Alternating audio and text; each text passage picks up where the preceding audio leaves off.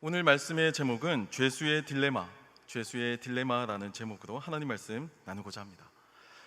영화 뷰티풀 마인드의 그 실제 주인공으로도 알려져 있는 수학자죠. 존 내쉬라고 하는 이 천재 수학자인데, 이 사람이 고안한 것으로 유명한 죄수의 딜레마라고 하는 일종의 게임 이론이 있습니다. 이 죄수의 딜레마 이론은요, 단지 수학뿐만이 아니고 미시경제학이나 정치학, 경제학 등의 다양한 학문에도 영향을 미치는 이론입니다. 물론 그와 아주 비슷한 게임 이론은 여러 가지 변형의 형태가 있지만, 그 가운데서도 가장 대중적으로 알려진 이론이 바로 죄수의 딜레마 이론이라고 할 수가 있습니다. 이 죄수의 딜레마는요, 제가 간략하게 소개해드리면, 공범으로 의심받는 이 두 명의 용의자를 서로 분리된 취조실에 가두고 수사를 하는 것으로부터 시작합니다. 분리가 되어 있다는 게 중요해요. 그래서 이 두 명의 용의자는요, 서로가 서로에게, 또는 이 서로가 상대방이 어떤 말을 하는지, 무슨 말을 하는지 전혀 모르는 상황에 노출되어 있고요, 또 그 상황에서 서로 연락도 불가능한 그런 고립된 상황에서 조사가 진행됩니다. 그리고 그 상황에서 수사관이 회유를 하기 시작하죠. 자백할 수 있는 기회를 주는 겁니다. 무슨 일이 있었는지, 그리고 이 둘 가운데 누가 진짜 범인인지, 둘이 모두가 다 범인일 수도 있고 둘 모두가 범인이 아닐 수도 있습니다. 그런 거 하나도 중요하지 않아요. 여기서의 중요한 것은, 만약에 이 분리되어 있는 이 두 명의 용의자가 둘 다 자백하지 않으면 둘 다 징역 1년에 불과하지만, 징역 1년만 살면 되지만, 만약에 이 두 명이 모두가 다 자백을 하게 되면 두 명 모두가 다 징역 3년이라고 하는 페널티를 받게 된다는 겁니다. 굉장히 간단하죠. 끝까지 자백만 안 하고 버티면 너한테도 이익이고 나한테도 이익인 게임이에요. 그러니까 굉장히 단순합니다. 하지만 이 문제의 상황이, 상대방이 지금 어떤 상황에 있는지 전혀 모른다는 겁니다. 나는 지금 나 혼자 이 취조실에서 수사를 지금 받고 있는 입장이에요. 그리고 상대방이 무슨 말을 하고 있는지도 전혀 모르죠. 그게 유일한 변수예요. 왜냐하면 둘 중에 한 명이 자백하는 경우, 아까 제가 수사관이 자백할 수 있는 기회를 준다고 했잖아요. 그래서 두 명 중에 한 명만 자백하는 경우, 자백을 한 쪽은 그 자리에서 석방해 줍니다. 그리고 자백하지 않은 쪽은 그 사람의 죄까지 다 짊어지고 징역 10년의 덤탱이를 쓰게 되는 구도예요. 그야말로 뭐 아니면 도와 같은 상황입니다. 그래서 이것을 게임 이론이라고 부르는데요, 이 죄수의 딜레마는 이 용의자가 자백을 하는 것이 나한테 이득이 되는지 아니면 나에게 손해가 되는지를 기본적으로 따지는 이론입니다. 두 명 가운데 한 사람만 자백하면 자백하는 쪽은 아까 바로 석방된다고 했죠. 하지만 자백하지 않는 쪽은 무려 징역 10년이라고 하는 엄청난 피해를 입게 됩니다. 이 상황에서 이 두 명의 용의자는요, 어떤 것을 내리는 그 선택이 자신에게 가장 유리할까요? 두 명의 용의자는 서로 믿고 자백하지 않고 버티면 둘 다 그냥 징역 1년이라고 하는 그 가벼운 선에서 그칠 수 있습니다. 그게 서로 믿고 버티는 방법이에요. 하지만 문제는, 상대방이 나 몰래 자백하고 혼자 석방될지도 모른다고 하는 그 두려움, 나를 배신하고 자기만 살기 위해서 자백하고 나갈지도 모른다고 하는 그 의심이 결국에는 서로 자백하게 만들어서 서로에게 더 안 좋은 결과인 사이좋게 3년을 사는 경우로 나타나는 경우가 많다는 겁니다. 그게 이 현실 속에서 나타나는 그런 딜레마라는 거예요. 여러분 같으면 끝까지 그 상대방을 믿고 자백하지 않고 버텨낼 수 있을까요? 자칫하면 덤탱이 쓰고 10년을 있어야 할 수도 있는데, 그러한 압박감을 이겨낼 수 있을까요? 이 이론이 치명적인 이유는요, 두 사람 모두에게 최선이 되는 그 이익, 나에게 최선의 이익이 되는 그 행동을 하고자 시도를 하지만 결과적으로는요, 서로 큰 손해를 보는 그 결과를 마주한다는 겁니다. 이게 경제학이든 정치학이든 다양한 학문의 영역에서 발견할 수 있다는 거예요. 만약에 두 사람이 서로 믿고 공공의 이익을 위해서 개인의 이익, 그 사적인 이익을 포기하게 되면 두 사람 모두 최선의 결과를 얻을 수가 있다는 겁니다. 서로 믿기만 하면, 조금만 손해보면 그냥 서로에게 윈윈이 되는 결과가 있지만 늘 욕심으로 최악의 결과를 맞이하게 되는 게 이 현실이라는 거예요. 이것은 경제학이나 정치학에서도 마찬가지입니다. 한번 생각해 보세요. 상대방에 대한 정보를 전혀 몰라요. 그 내막을 전혀 모르는 상황에서 상대를 믿지 못하니까 각국은 다 군비 경쟁에 과열하게 되죠. 핵무기를 막 만들기 시작하고 국방 예산을 더 많이 투입하기 시작하면서 점차 더 긴장감과 불안감을 고조시켜 나갑니다. 왜냐하면 저쪽에 지금 어떤 정책을 가지고 우리를 바라보고 있을지 모르니까 그 불안감이 더더욱 이 서로에게 안 좋은 결과를 만들어낸다라는 거예요. 경제도 마찬가지입니다. 경쟁 기업의 상황을 모르니까 무조건 더 많은 이익을 얻기 위해서 일단은 내가 힘들더라도 가격을 막 내리기 시작하고 출혈 경쟁을 하기 시작하면서 제 살 깎아먹기식의 그런 경영을 하기 시작하죠. 그러다가 끝끝내 나중에는 공멸하게 됩니다. 모두가 다 안 좋은 그 최악의 결과를 맞이하는 게 이 죄수의 딜레마 이론의 핵심이에요.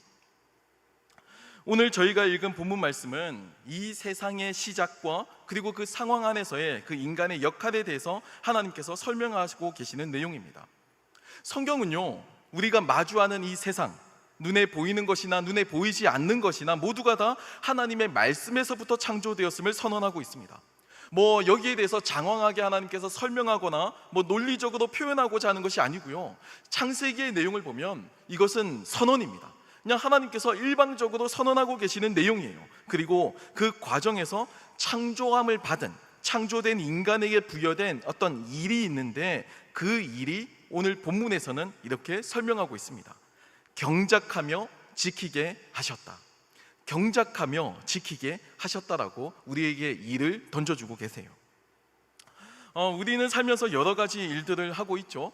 제가 앞서서 수련회에서도 간증도 하고 했지만 목회 일도 일이고 또 다른 일도 생업에서 뛰는 일도 아마 일이라고 할 수가 있을 겁니다.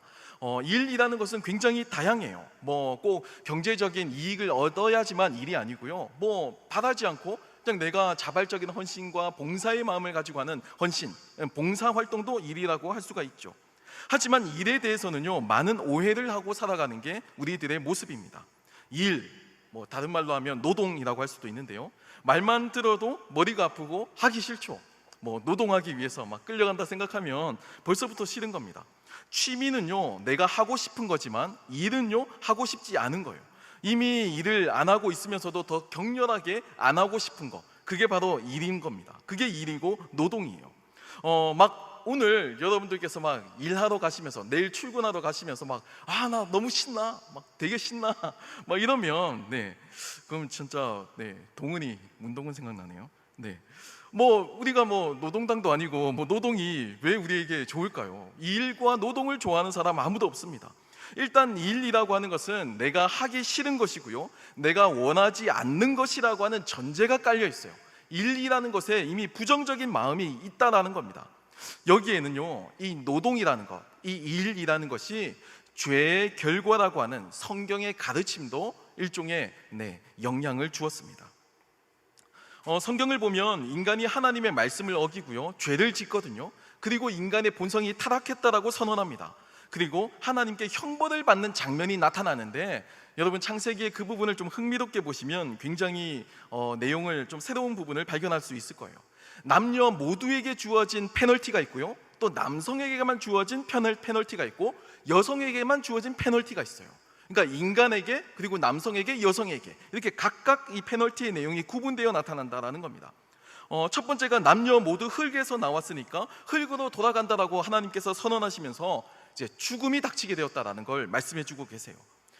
그리고 이 죽음이 인간에게 닥친 페널티고요, 그리고 남성과 여성 각각에게는요, 남성은 땀을 흘려야지만 이제 땅의 소산을 먹을 수 있을 것이다 라고 하는 그 일, 노동에 대한 징벌 개념이 나타납니다. 그리고 여성은 출산할 때 고통이 있을 것이다 라는 것으로 소개되고 있어요. 이것이 성경이 이야기하는 죄의 결과로 나타난 인간이 마주한 변화였습니다. 땀을 흘려야지만 이제 땅의 소산을 먹을 수 있다라는 말은요, 그 이전까지만 해도, 죄를 짓기 전까지만 해도 땀을 흘리지 않아도 땅의 소산을 먹을 수 있었음을 이야기합니다. 그러니까 억지로 하기 싫은 일, 내가 꾸역꾸역 생계를 위해서, 생존을 위해서 하기 싫고 정말 싫은 일이지만 꾸역꾸역 그 일을 하지 않아도 살 수 있었던 그런 세상이었다라는 겁니다. 먹고 살기 위한 행위, 거기에 따른 고통이 없었다라는 거예요.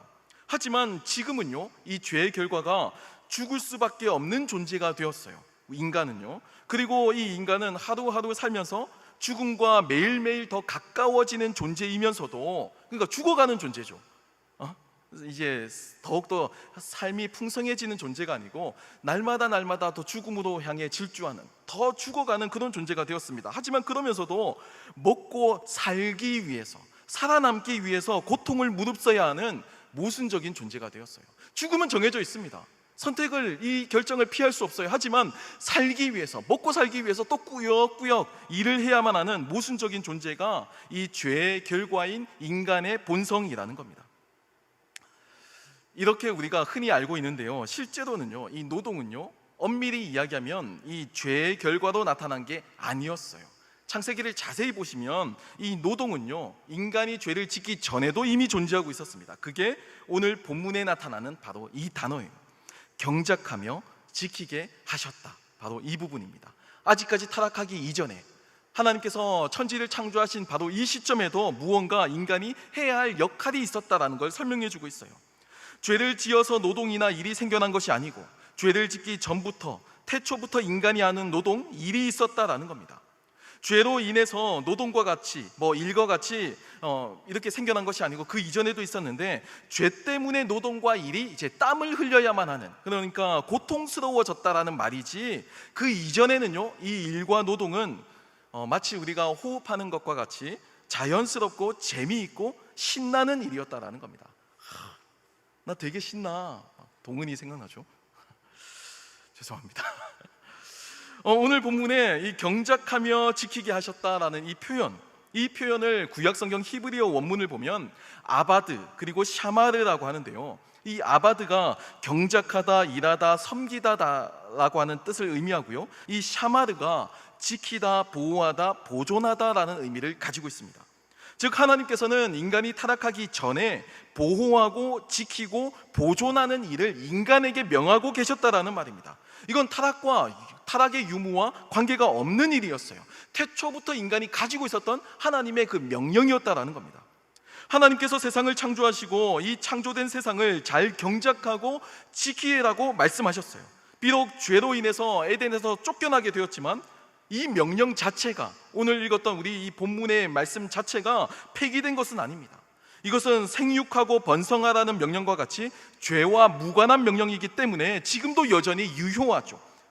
그러면 오늘 우리가, 이 2023년 대한민국을 살아가는 우리가 경작하고 지켜야 할 것은 무엇이 있을까요? 바로 그 힌트가 창세기에 나와 있습니다. 하나님께서 세상을 창조하시고요, 한결같이 이렇게 표현을 하고 있거든요. 참 좋았다, 보시니 참 좋았다, 이런 표현이 반복적으로 나타납니다. 첫째 날, 둘째 날, 셋째 날, 막 여섯째 날까지 계속 좋았다, 좋았다라는 말씀을 하시고 있어요. 하늘의 별과 달을 만드시고도 하나님은 좋으셨다라고 표현하셨고요, 또 동물과 식물들을 만드시고도 하나님께서는 흡족해 하시면서 좋으셨다라고 표현하고 있습니다. 그리고 인간을 만드시고는 보시니 참 좋았다, 이렇게 표현을 하고 계세요. 이 말은요, 이 본문의 말씀을 자세히 들여다보면 이것은 하나님께서 인간에게만 관심을 가지고 계신 것이 아니고 우리가 살고 있는 이 세상, 우리가 살고 있는 이 세계 역시도 하나님께서 창조하시고 참 좋으셨다라고 표현하실 만큼 깊은 관심을 가지고 계셨다는 것을 보여주고 있습니다. 우리가 살고 있는 이 세상 자체가 하나님께서는 너무 좋은 일이었다라는 겁니다. 하나님은 이 세상 안에서 하나님의 하나님 되심을 나타내 보이셨죠. 그리고 하나님의 영광과 은혜를 이 세상 안에서 실제로 보여주셨습니다. 구약의 이스라엘 백성들이 광야의 땅을 걸어가는 그 여정 가운데 불기둥과 구름기둥을 통해서 이 세상의 그 소재를 통해서 이스라엘 백성들을 돌보아 주셨고요, 또 예수님은 떡과 포도주로 우리가 실제로 먹고 마시는 그 리얼한 것, 그 세상에 우리가 직접 먹는 그 음식을 가지고 그 하나님의 대속의 은혜, 구원의 은혜를 보여주셨습니다. 그래서 종교개혁가 깔뱅은 이렇게 표현했거든요. 이 세상이 하나님의 은혜를 보여주는 거대한 극장이다 라고 표현했습니다. 우리는 이 세상, 이 하나님의 은혜를 보여주는 이 거대한 극장 안에서 하나님을 고백하고 하나님을 예배하고 있는 거예요. 모든 피조물이 다 이 하나님의 은혜 아래 존재하고 있고요, 우리는 이 세상을 경작하고 지킬 의무와 권리가 있습니다. 하나님께서 우리에게 주신 이 무대, 이 스테이지를 우리가 경작하고 보호하고 지켜야 할 그 일이, 업무가 우리에게 주어져 있다는 거예요. 요즘에 이제 한창 이제 문제가 되고 있죠. 일본 정부의 후쿠시마 오염수 방류 문제로 시끄럽습니다. 일본 정부가 후쿠시마 원자력 발전소의 그 녹아버린 핵연료를 냉각하기 위해서 투입된 그 냉각수와 또 거기에 유입된 지하수가 합쳐진 그 오염수를 다핵종 제거 설비로 방사선 동위원소를 처리한 이후에 바다에 방류하겠다는 계획을 발표했기 때문입니다. 제가 과학을 잘 모르지만 팩트를 체크하기 위해서 제 용어를 그대로 가지고 왔어요. 네, 그렇게 처리해서 바다에 방류하겠다라고 한 거예요. 한쪽에서는 안전하다고 이야기하고요, 또 다른 한쪽에서는 위험하다고 이야기합니다. 한쪽에서는 이 상황에서 우리가 얻을 수 있는 국익이 무엇이냐고 이야기하고요, 또 한쪽에서는 무조건 일본에 대한 반감 때문에 찬성할 수 없다라고 주장하기도 합니다. 뭐 어찌되었든 간에 안전이 제일 중요하다고 보는 입장도 있어요. 저는 이 사안에 대해서 뭐 정치적인 의견을 하려고 하는 것이 아닙니다. 제가 지금 이 내용을 통해서 이야기하고 싶은 것은 저와 여러분이 살고 있는 이 세상, 이 무대, 이 극장 안에서 일어나고 있는 일들에 대해서 우리가 경각심을 가지고 살아야 한다라는 거예요. 최근 지속되고 있는 이상기후 현상이나 뭐 미세 플라스틱의 공포 등은 더 이상 다른 나라의 일이나 뭐 우리와 직접적인 관련이 없는 뭐 천연 기념물, 뭐 북극곰에게만 적용되는 일이 아님을 보여줍니다. 우리가 살고 있는 이 세상 안방에서 벌어지고 있는 기후의 위기이고 문제라는 거예요. 성경은 우리도 여기에 대한 그 책임이 있고요, 하나님께서 창조하시고 좋았다고 하신 이 세상을 적극적으로 경작하고 돌보고 지킬 책임이 있음을 선언하고 있습니다. 지키고 보호하고 보존해야 할 책임, 그 샤마르가 있고요, 불편하지만 환경을 보호하면 불편해지죠. 불편하지만 그 일을 감당해야 하는 아바드가 있다라는 거예요. 요한계시록에서는요, 이 세상의 마지막 모습이 묘사되고 있거든요. 요한계시록 21장 4절 말씀인데 제가 잠깐 읽어드리겠습니다. 모든 눈물을 그 눈에서 닦아주시니 다시는 사망이 없고 애통하는 것이나 곡하는 것이나 아픈 것이 다시 있지 아니하리니 처음 것들이 다 지나갔음이러라. 더 이상 사망이 없다라고 합니다. 죄로 인해서 타락한 그 결과가 더 이상 적용하지 않는 그러한 세상을 우리가 마주하게 된다는 겁니다. 주님이 다시 오시는 그날, 우리가 타락한 결과 죽음을 맞이하고 먹고 살기 위해서 막 발부둥치고 죽는다는 것을 알면서도 잉태와 출산을 반복하는 이 죽음의 굴레 아래에서 이 모든 아픔이 다 사라지는 그런 완벽한 세상이 펼쳐지게 됨을 요한은 묵시를 통해서 우리에게 보여주고 있는 거예요. 모든 눈물을 닦아주십니다. 다시는 사망이 없습니다. 애통하는 것도 없고 곡하는 것도 없고 아픈 것도 없습니다. 당연히 일에 대한 아픔, 일에 대한 노동에 대한 그 고통도 없어지겠죠. 그리고 이 세상의 마지막을 성경은요, 새하늘과 새 땅이라고 표현하는데 그 장면에 대한 묘사가 인상적이에요. 비록 이 새하늘과 새 땅이라는 단어가 특정 이단단체가 쓰는 단어가 되어서 우리가 이렇게 쓰기가 좀 터부시되는 사회를 살고 있지만, 사실 새하늘과 새 땅은 성경에 기록된 아주 순수하고 좋은 단어입니다. 하나님의 복음이 완성되는 세상을 기리는 그런 비전이 담겨져 있는 단어죠. 요한계시록 21장 2절을 보면요, 그 세상을 이렇게 묘사하고 있습니다. 또 내가 보매 거룩한 성 새 예루살렘이 하나님께로부터 하늘에서 내려오니 그 준비한 것이 신부가 남편을 위하여 단장한 것 같더라라고 전합니다. 여러분, 이 세상을 우리가 잘 돌보아야 하는 이유가 바로 여기에 있습니다. 주님께서 다시 오시는 그 세상, 다시는 사망이 없고 눈물도 없고 애곡도 없고 아픔이 없는 그 세상은 우리가 저 하늘로 올라가는 것이 아니고요, 새 예루살렘이 하늘에서부터 내려온다라는 겁니다.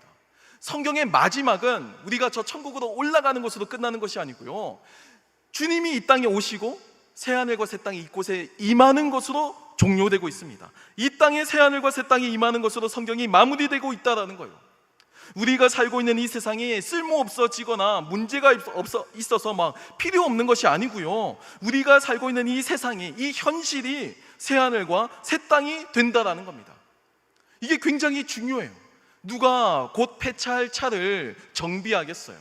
만약 이 세상이 다 멸망당하고 우리는 저 천국으로 올라간다라고 생각하면 그 누구도 이 세상을 돌보거나 경작할 책임과 의무를 저버리게 될 겁니다. 아무도 거기에 관심을 가지지 않을 거예요. 하지만 성경은요, 이 세상에 주님이 임한다고, 이 세상에 새하늘과 새 땅이 완성된다고 설명하고 계십니다. 그리고 너희들에게는 이 세상을 보존하고 보호하고 지킬 책임과 의무가 있다라고 설명하고 계시죠. 그래서 우리는요, 이 땅에서요, 정치적이고 사회적이고 문화적인 영역에 적극적으로 참여합니다. 복음의 가치에 그 합당한 삶을 살아내기 위해서 교회 안에 갇혀 있지 않고 세상으로 나와서 실천하고 세상을 섬기는 겁니다. 예수님을 믿고 구원받는 것은요, 기독교 복음의 아주 협소한 일부분에 불과해요. 굉장히 중요하죠. 이것을 통해서 우리는 새 인생을 시작할 수 있으니까요. 하나님의 자녀라고 하는 정체성을 부여받죠. 하지만 이건 첫걸음입니다. 이 다음부터의 단계, 이 다음부터 걸어나가는 이 모든 스텝이 우리는 이 교회 안에 갇혀 있는 게 아니고 교회 바깥에서 신앙을 가진 그리스도인으로서의 이 하나님의 말씀을 지키고 순종하는 것으로 표현된다라는 거예요. 이게 요즘에 수많은 이제 학자들이 이야기하는 기독교 복음에 대한 내용입니다. 그게 우리에게 주어진 샤마르이고 아바드라는 거예요. 사랑하는 청년 여러분, 세상은요, 이 죄수의 딜레마와 같이 제로섬 게임이 지배하고 있습니다. 내 이익을 위해서, 나의 편의를 위해서, 잘 생각해 보세요. 지금의 우리의 편리한 삶, 일상을 누리기 위해서 우리는요, 미래의 그 희망을 담보로 삼아서 오늘의 번영을 추구하고 있습니다. 지금 내가 살고 있는 이 세상만 망하지 않으면 되지, 내가 이 땅에서 나만 편하게 살면 되지라고 하는 이 이기적인 마음이 내가 살고 있는 이 세상을 더욱더 오염시키고 더 파괴하고 있다라는 겁니다. 이 생태계와 세상을 파괴하고 그 심각성을 알면서도 내 이익과 편의를 포기하면서까지 실천하고 있지는 않아요. 그게 우리들의 현 주소입니다. 하나님께서 우리에게 주신 이 샤마르와 아바드를 내 이익과 나의 편의를 통해서 전혀 실천하지 않고 하나님의 말씀의 이 계명과 율례를 무시하고 살고 있다라는 겁니다. 이게 얼마나 가슴 아픈 일인지 몰라요. 하나님의 말씀은 창세기 처음부터 끝까지 다 우리가 지켜야 할 하나님의 말씀이죠. 1.1획도 틀림이 없는 하나님의 말씀입니다. 앞에서의 이 세계를 보존하고 경작하고 지켜야 할 책임 역시도 우리가 붙들어야 할 하나님의 말씀이라는 거예요. 서구 신학이 인간 중심적이고 성장 중심적이라는 비판을 많이 받았어요. 그러니까 크리스텐덤 세계를 구축했죠.